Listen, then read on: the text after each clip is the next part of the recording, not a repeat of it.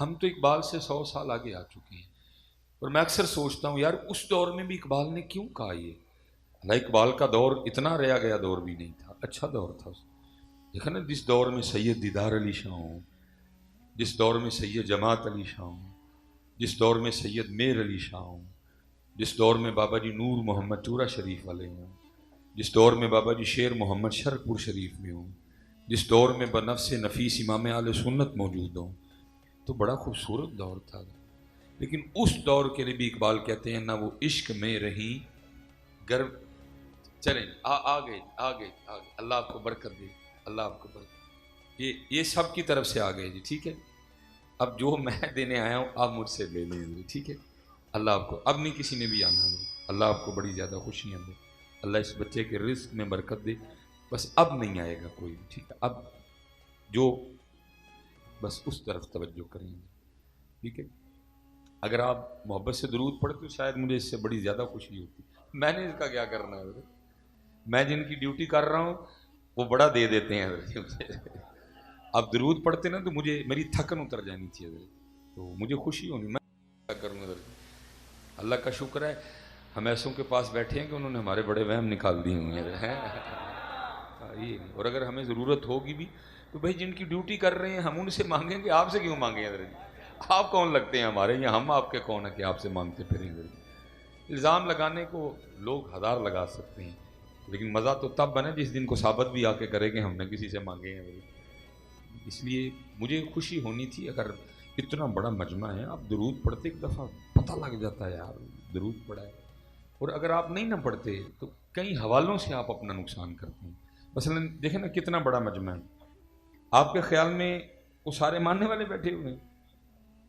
आपको क्या पता किस किस मुल्क की एजेंसी का बंदा बैठा हुआ है इधर, किस किस मुल्क की एजेंसी का बंदा बैठा हुआ है। क्योंकि अरे जी हम सो गए हैं, हम कुछ नहीं कर रहे, वो मेरे और आपके और इस्लाम के खिलाफ इतना काम कर रहे हैं कि आपके वामो गुमान में भी नहीं है। मिसाल के तौर पे आप तारीख उठाएं, नूरुद्दीन जंगी का दौर है, और उन्होंने इतनी जसारत की, इतनी हिम्मत की कि नबी करीम अलैहिस्सलाम के मिज़ार मुबारक के करीब आ गए, आपके जस्दे अतहर को चुराने के इरादे से। जब हुकूमत आपकी, जब बादशाहत आपकी, जब गालिब आप थे, जब जोर में आप थे, जब ताकत में आप थे, वो तो तब बाज नहीं आए। तो आपके ख्याल में क्या वो बाज आ गए? वो आपके और मेरे और इस्लाम के खिलाफ इतना काम कर रहे हैं, आप सोच नहीं सकते। हम नहीं कर रहे। अब मेरी टांगें खींच रहे हैं, मैं आपकी खींच रहा हूँ। आप मेरी पगड़ी उछाल रहे हैं, मैं आपकी उछाल रहा हूँ। बस हम यही कर रहे हैं, और हम क्या कर रहे हैं। लेकिन वो काम कर, मैं मिसाल के तौर पे, मैं ये जुमेरात को आया हूँ जी बरतानिया का दौरा कर, और वहाँ मैंने ये कुछ नहीं देखा है। मिसाल के तौर पे उलमा माशाल्लाह कसीर तादाद में बैठे। नबी अलैहिस्सलाम के फरमाने मुबारक का मफहूम है, जिस घर में तस्वीर होगी रहमत का फरिश्ता।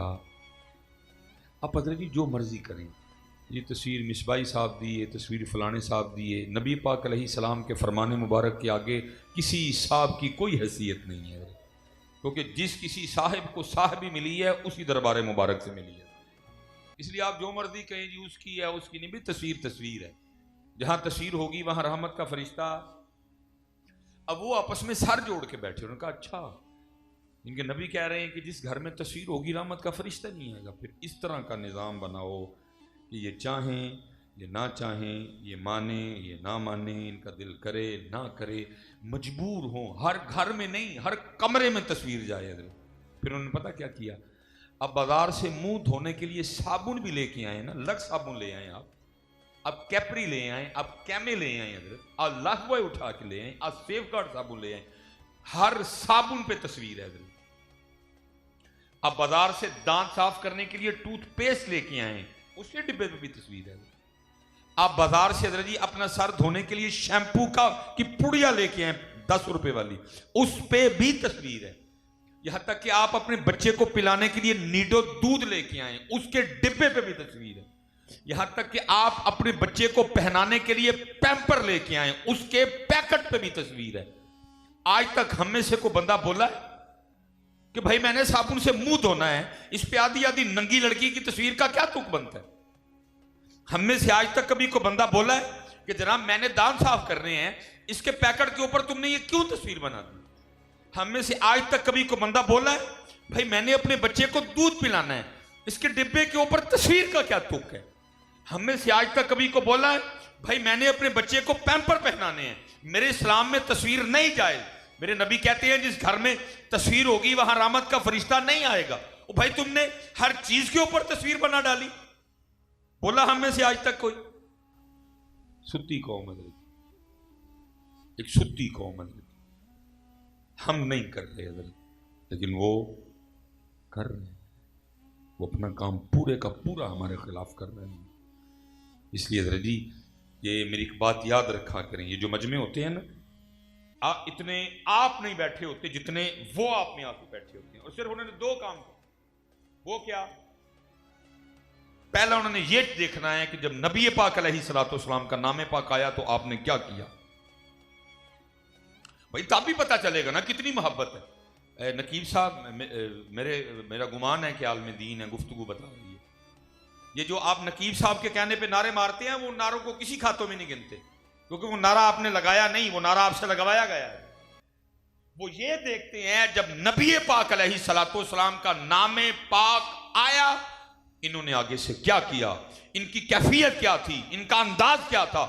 नबी पाक अलैहिस्सलाम का नाम सुन के इनके वजूद में कपकपी आई, अदब से इनके सर नीचे झुक गए। क्या क्या क्या क्या लिखते हैं? दूसरा वो ये लिखते हैं कि जब नबी पाक अलैहिस्सलाम पे दुरूद पाक पढ़ने की बारी आई, इन्होंने कैसे पढ़ा, अंदाज कैसा था, मोहब्बत कितनी थी, अकीदत कितनी थी। तो अगर आज यहां को बैठा है, वो पीछे क्या रिपोर्ट लिख के भेजेगा? और मौलवी सियालकोटू आया, 4 बार उन्होंने आखिया, आगे से किसी ने दुरूद ही नहीं पढ़ा, क्या वो पीछे रिपोर्ट लिख के भेजेंगे? इसलिए खुदा का वास्ता हाथ जोड़ के कहता हूं, जब नबी पाक अलैहिस्सलाम पे दुरूद पढ़ने की बारी आए, और इतनी मोहब्बत से पढ़ा करो, अगर कोई बैठा भी है वो भी पीछे रिपोर्ट लिख के भेजे, और उंज ढिले हो गए जे, लेकिन जब बारी आए उनकी, फिर ये कुछ नहीं देखते। बदलो अपने आप को। पर मैं समझता हूं कि मेरी जो कौम है ना, वो लग गई है, जितनी देर ऐसे नहीं होता सामने से कोई बंदा नहीं हिलता। लेकिन ये याद रखना, उलमा बैठे हैं, ये आपका और मेरा मिजाज बन गया है कि जितनी देर कोई गा के, कोई राह के साथ नबी पाक अलैहिस्सलाम का नाम नहीं लेता, हम में कोई जुम्बिश नहीं, हम में कोई हरकत नहीं, हम में से कोई आगे से नहीं हिलता। ये याद रखें, ये आपका और मेरा मिजाज बन गया है। लेकिन ईमान कहता है मेरा मिजाज आज भी ये है, मेरा मिजाज कल भी ये था, और मेरा मिजाज कयामत तक यही रहेगा। उनका नाम आए झूम उठो। और शिफा शरीफ में लिखा है, काजी अय्याज मालिकी रहमतुल्लाहि तआला कहते हैं जब सहाबा के सामने हुजूर नबी पाक अलैहिस्सलाम का जिक्र किया जाता तो वो इस तरह बेखुद हो जाते, और वो बेखुदी में इस तरह झूमते थे जैसे दरख्त हवा में झूमते हैं। इसलिए हजरत मैं आपसे गुजारिश करूंगा, जब अल्लाह और अल्लाह के रसूल अलैहिस्सलाम के नाम पाक की बारी आए तो यार तो लेता कोई नहीं। हजरत उलमा बैठे हैं, जनाबे सैयदना ज़ैद बिन असलम रज़ी अल्लाह, ये गुलाम है जनाबे सैयदना उमर फ़ारूक रज़ी अल्लाह तआला अन्हु। जनाबे ज़ैद बिन असलम कहते हैं, मैं रात को अमीरुल मोमिनीन हज़रत सैयदना उमर बिन ख़त्ताब रज़ी अल्लाह तआला अन्हु के साथ मदीना पाक की गलियों का गश्त कर रहा था। आप फरमाते हैं हज़रत उमर फ़ारूक रज़ी अल्लाह तआला ने घर में ना रात के वक्त दिया जलते देखा, क्योंकि इस्लाम का मिजाज ये है जल्दी सो जाओ, और सुबह जल्दी जाओ। लेकिन हम उल्ट, जब उठने का वक्त है तब सो जाओ। जब उठने का वक्त है, भाई अब ये सोते हैं ना 2 बजे, 2:30 बजे, 3 बजे, भला वो तो उठने का वक्त है। रात के पिछले हिस्से में एक दौलत बढ़ती रहती है, जो जागता है वो पाता है, जो सोता है वो खोता है। रात पवे ते बेदर्दानू नींद प्यारी आवे, दर्द मदानू याद सजण दी पई सुतियां आण जगावे। जाग मुसाफिर जाग ना कर नींद प्यारी, ऐस मुसाफिर खाने अंदर लुट्टे कई व्यापारी है। ये तारीख में लिखा है कि हजरत सुल्तान इब्राहिम बिन अदहम रहमतुल्लाहि तआला अलैह, जो उस बादशाह का नाम है कि जब अपनी चारपाई पे लेटा, अपने पलंग पे, शाही पलंग पे लेटा करते, लेटने से पहले 2.5 मन 100 किलो गुलाब की पत्तियां आपके पलंग पे बिछाई जाती थी। वो लिखा जी वो नौकरानी, वो लौंडी, वो खादिमा, वो बांदी जो अरसा दराज से इस खिदमत पे मामूर थी, जिसने पत्तियां बिछानी होती थी, रोज दायरे बिछाती थी। एक रात उसने हस्बे मामूल बिछाई। बस बिछा के दिल में ख्याल आया कई सालों से बिछा रही हूँ, आज जरा लेट के तो देखूं भला कैसा बिस्तरा है। ज़ाहिर भी सारे दिन की थकी थी, ऊपर से इब्राहिम बिन अदहम का गद्दा, ऊपर 100 किलो गुलाब की पत्तियां, क्या ठंडक होगी, क्या नरमी होगी। लेटी चेक करने के लिए, बस लेटते ही आंख लग गई। आंख कब खुली? जब जिस्म पे कोड़ा पड़ा। उठ बैठी। हजरत इब्राहिम बिन अदहम खड़े हैं, गुस्से से चेहरा सुर्ख है। रा फरमा रहे हैं तेरी इतनी जुर्रत कि तू लौंडी हो के मेरे बिस्तर पे सोती है। जल्लाद को कहा मार मार के कोड़े इसकी खाल उधेड़ दो। कोड़े पड़ने शुरू हुए। औरत थी, पहले रोने लग पड़ी, फिर उसने रोना छोड़ा और मुस्कुराने लग पड़ी। हजरत भी बड़ी जहांदीदा शख्सियत के मालिक थे। आपने जल्लाद को इशारा किया बस कर, उसने बस किया। आपने लौंडी से पूछा पहले रो रही थी अब मुस्कुरा रही है, वो क्यों? उस करती हुजूर ज़ाहिर है कोड़े पड़ रहे थे, दर्द हो रही थी, मैंने रोना ही था। फरमाया नहीं, असल सवाल है मुस्कुराई क्यों? बस करती हजरत कोड़े पड़ रहे थे, दर्द हो रही थी, बस एक ख्याल आया तो मुस्कुराई। फरमाया क्या ख्याल आया? तो कहती ख्याल यही आया है तू सोने के इरादे से नहीं लेटी थी, तू चेक करने के लिए लेटी थी। तो आंख लग गई, तो कोड़े खा रही है, ना रो। ये भी तो ज़रा सोचना जो कई सालों से सो रहा है उसको कितने पड़ेंगे? जो कई सालों से सो रहा है उसको कितने पड़ेंगे?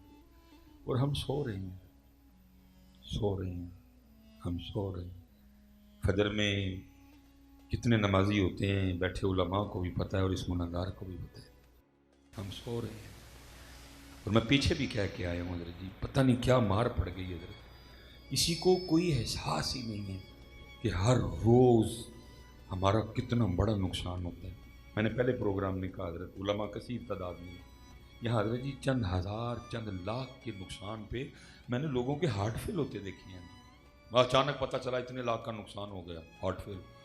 मैंने लोगों की यहाँ से रगें फटती देखी हैं हजरत, चंद लाख का नुकसान सुन। मैं हजरत सुबह से लेकर अब तक जो नुकसान हुआ, मैं सारा नुकसान आपको नहीं बताने लगा। सिर्फ जिस जिस बंदे ने आज फजर की सुन्नतें नहीं पढ़ी, सिर्फ वो अपना नुकसान सुन ले। फजर का नहीं अभी बताऊंगा क्योंकि इतना वक्त ही नहीं है। जोहर का नहीं बताऊंगा, असर का नहीं बताऊंगा, मगरिब का नहीं बताऊंगा, इशा का नहीं बताऊंगा। सिर्फ जिस जिस शख्स ने आज सुबह फजर की सुन्नतें नहीं पढ़ी, सिर्फ वो अपना नुकसान सुन ले। ये कितना बड़ा नुकसान है। उलमा बैठे हैं, हदीस पाक का मफहूम है जो फजर की सुन्नतों का सवाब है, जमीन और आसमान के दरमियान जो खाली जगह है, फजर की सुन्नतों का सवाब उस खाली जगह को पुर कर देता है। कितना सवाब होगा। ये जो आप आसमान की तरफ, ये आप ऊपर नजर उठाते हैं, शायद आप समझते हैं मैं आसमान को देख रहा हूं, ओ भाई उसकी तो मुसाफत ही बड़ी है। मेरे महबूब फरमाते हैं अगर किसी तेज रफ्तार घोड़े पर बैठकर मुसलसल 500 साल तक भागा जाए, ये जमीन से पहले आसमां की मुसाफत है। आप अंदाजा लगा सकते हैं कि फिर फजर की सुन्नतों का सवाब कितना ज्यादा होगा कि जमीन और आसमान के दरमियान जो खाली जगह है, फजर की सुन्नतों का सवाब उस खाली जगह को भर देता है। जिस जिस बंदे ने आज फजर की सुन्नतें नहीं पढ़ी, आपको है अंदाजा कितना ज्यादा नुकसान होगा? है ही नहीं किसी को परवाह। जिसने आज फजर की नमाज पढ़ के 33 बार सुभान अल्लाह, 33 बार अल्हम्दुलिल्लाह, 34 बार अल्लाह अकबर नहीं पढ़ा, मैं सारे का नुकसान नहीं बताऊंगा, सिर्फ एक सुभान अल्लाह कहने का नुकसान जो है, जिसने आज नहीं कहा, जरा सुनो मुझसे। मेरे नबी पाक अलैहिस्सलाम जलवा कर रहे हैं, सहाबा हाजिर खिदमत हैं, उन जगमग जगमग तारों में महताब का आलम क्या होगा। ओहद शरीफ माशाल्लाह कसीर अहबाब मौजूद हैं जिन्होंने ओहद शरीफ की ज़ियारत की होगी।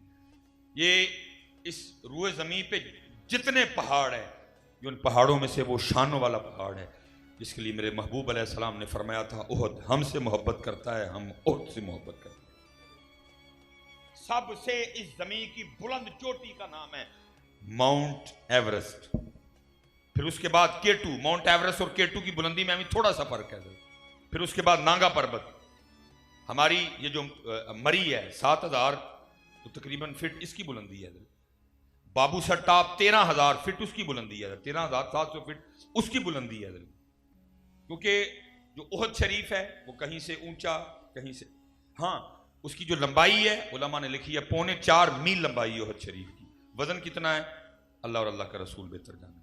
माउंट एवरेस्ट सबसे ऊंचा, लेकिन जन्नत में नहीं जाएगा। K2 उसके बाद, लेकिन जन्नत में नहीं जाएगा। नांगा पर्वत उसके बाद, लेकिन जन्नत में नहीं जाएगा। बाबू सट्टाप 13,700 फीट बुलंदी है, लेकिन जन्नत में नहीं जाए।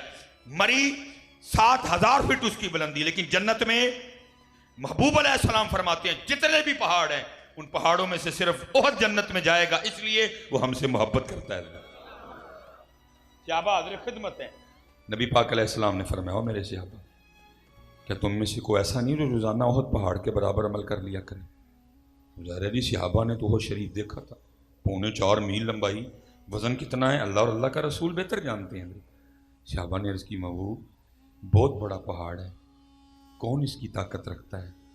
फरमाया, मेरे सहाबा तुम में से हर कोई इसकी ताकत रखता है। अर्ज़ की, अल्लाह के रसूल अलैहिस्सलाम वो कैसे? फरमाया, एक बार सुबहान अल्लाह कहने का सवाब ओहद पहाड़ से ज्यादा है। आपको अंदाजा कितना नुकसान हुआ? एक बार सुबहान अल्लाह कहने का सवाब ओहद पहाड़ से ज्यादा है। कितना ज्यादा है अल्लाह जाने, अल्लाह के रसूल जाने। और एक बार नहीं, फजर के बाद 33 बार। फरमाया, एक बार अल्हम्दुलिल्लाह कहने का सवाब ओहद पहाड़ से ज्यादा है। फजर के बाद फिर 33 बार। फरमाया, एक बार ला इलाहा इल्लल्लाह कहने का सवाब ओहद पहाड़ से ज्यादा है। फरमाया, एक बार अल्लाहु अकबर कहने का सवाब ओहद पहाड़ से 34 बार था फजर के बाद। इसी तरह जोहर के बाद था, इसी तरह असर के बाद था, इसी तरह मगरिब के बाद था, इसी तरह इशा के बाद था। आपको अंदाजा है कि हमने आज कितना ज्यादा अपना नुकसान किया? नहीं, तवज्जो ही नहीं इस जानी लगी, कोई तवज्जो ही नहीं इस जानी लगी, बस दुनिया दुनिया दुनिया। इसलिए तो इकबाल रो के कहते हैं, किया है तूने मताए गुरूर का सौदा, फरेब सूदो दया ला इलाहा इल्लल्लाह। ये मालो दौलत दुनिया, ये रिश्ता व पैबंद, बुताने वहमो गुमा ला इलाहा इल्लल्लाह। और अगर आप अपने इस्लाफ को देखें और खुद को देखें, कोई